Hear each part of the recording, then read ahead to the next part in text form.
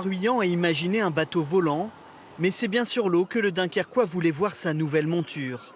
Après 30 minutes de manœuvre, ça y est, l'IMOCA de 18 mètres touche l'eau pour la première fois.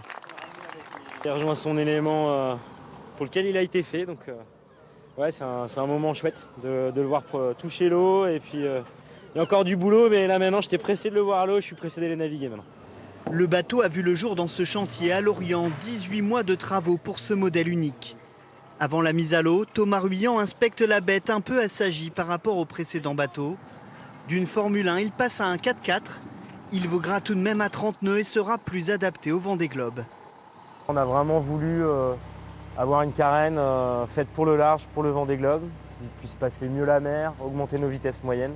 C'est vraiment l'esprit dans lequel on est parti pour dessiner et construire ce bateau. Et c'est vrai que là aujourd'hui, ça fait du bien de le voir avec un peu de recul parce que on était un petit peu le nez dessus dans les chantiers. Un bateau à 8 millions d'euros baptisé For People, pour les gens, toujours dans l'idée de favoriser l'inclusion des personnes en difficulté.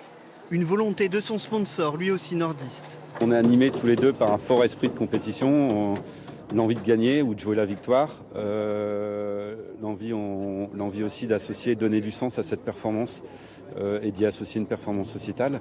Donc on a vraiment un ADN commun très important. À quelques dizaines de mètres, une autre grue est en action, le siège de TR Racing. L'équipe de Thomas Ruyant est en construction, une vraie entreprise de 25 salariés. Cette ambition d'aller jouer les premiers rôles aussi sur un Vendée Globe demande aussi des équipes qui sont importantes. C'est vrai que la face visible, c'est un peu moi tout seul sur le bateau, mais les équipes derrière sont des équipes avec beaucoup de compétences et de plus en plus nombreuses pour réussir à traiter toutes les datas qui circulent dans nos bateaux, pour concevoir nos bateaux, pour les rendre fiables, les faire progresser.